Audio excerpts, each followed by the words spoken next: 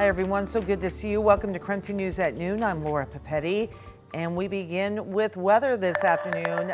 Thomas, it is certainly wintry out there. We've got what I thought was hoarfrost. It's something else, and you're going to take us through it. Yeah, a very small detail here, Laura. Not quite hoarfrost, but what we would call rime ice. It is all those little spikes that are protruding from every tree branch. In fact, this is not the graphic. This is just the trees that are behind the set. What you're seeing on our green screen here is our fencing that caught so much of that rime ice from early this morning due to the freezing fog. The difference is in how it's made. The freezing fog contains super cool water droplets that then froze onto just exposed surfaces, again, like our gates and like some roads. Hoarfrost is where we go from water vapor and sublimate directly towards the solid state. So a subtle difference, beautiful none the same, but created some icy conditions on some roadways out there. So still drive to the conditions as the cloud cover certainly is very low and still at 25 degrees. Our temperatures have not budged at all this morning.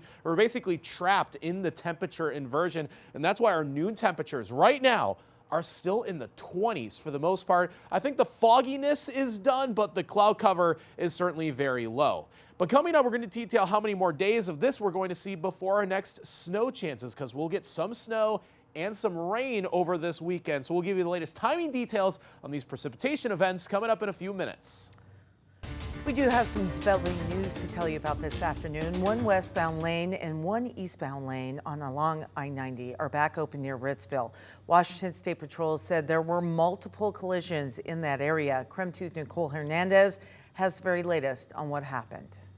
So this crash happened about 5:30, 6 o'clock earlier this morning, just about 2 miles east of Ritzville on I-90. Here's a look at some video of the aftermath of that crash. It was 4 total semi-trucks that were involved. There were really 2 separate crashes. So the first crash happened blocking parts of eastbound I-90. Then another semi-truck tried to go around that crash, lost control, and ultimately ended up blocking westbound I-90. So at one point early this morning, eastbound I-90 was down to 1 lane and westbound I-90 was completely blocked off. WSP says of everybody involved in these crashes, only 1 person ended up hurt. They said there was a possible leg injury there. That person is at the hospital getting checked out, but should be okay. Ultimately, WSP says what caused this crash is the icy conditions on the roadways. Even just walking around here this morning, it's been very slick, very slippery, so be extra careful on the roads. WSP says, especially with the fog this morning and likely for the next few days, to be extra careful on the roads. In Ritzville, Nicole Hernandez, KREM 2 News.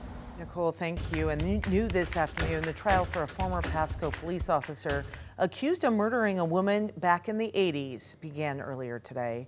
Richard Aary is charged with first-degree murder for the death of 27-year-old Ruby Doss. This was back in 1986. DNA evidence connected him to the murder back in 2015. Aary waived his right to a jury trial, which means the judge will decide the verdict instead of a jury.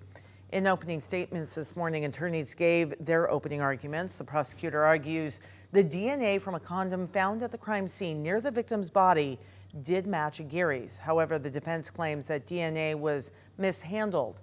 She adds his DNA was found nowhere else on Doss, whose cause of death was declared strangulation.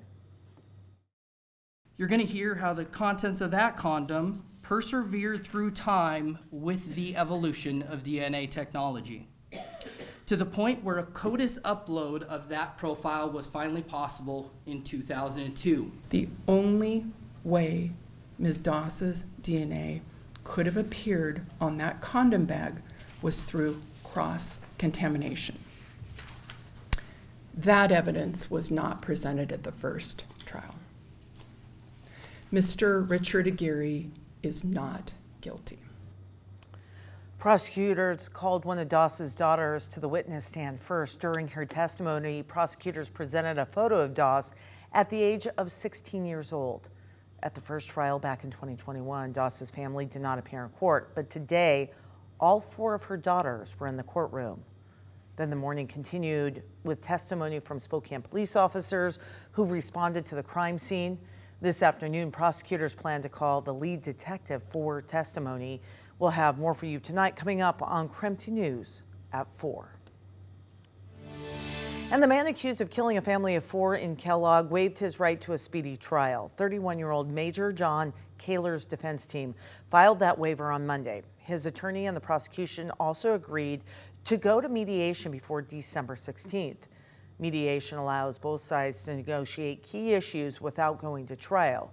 Things like the possibility of reduced charges, agreements about sentencing recommendations, possible plea agreements, and the handling of restitution.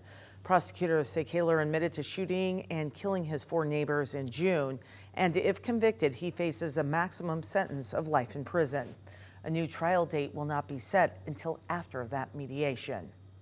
A Lapwai mother and son have been arrested in connection to a murder. Federal prosecutors say William Aary murdered a man on the Nez Perce Reservation earlier this year. Now, after a manhunt that involved 8 law enforcement agencies all across 3 states, U.S. Marshals arrested him in Oregon on Monday. Then his mother was also arrested for allegedly helping her son get rid of evidence and evade police. If convicted, he faces up to life in federal prison. Washington Governor John Inslee landed in Moses Lake just a few hours ago for a ribbon cutting on the site of a new battery materials plant. Sila will supply key materials to electric vehicle manufacturers to make vehicles charge faster and travel farther. The plant also expects to hire 500 full-time employees once it opens. Inslee will also make a stop at the Moses Lake Chamber of Commerce to talk about the city's rapid growth. More than 1 million new homes must be built in the next 20 years to keep up with demand. The Euclid Road Bridge in Spokane County is open today, and you may remember the bridge closed back in 2019 because of safety concerns. The project to fix it cost about $4 million. It did include tearing down the old wooden bridge and building a new one out of metal and concrete. They celebrated the project with a ribbon cutting ceremony at 11 this morning.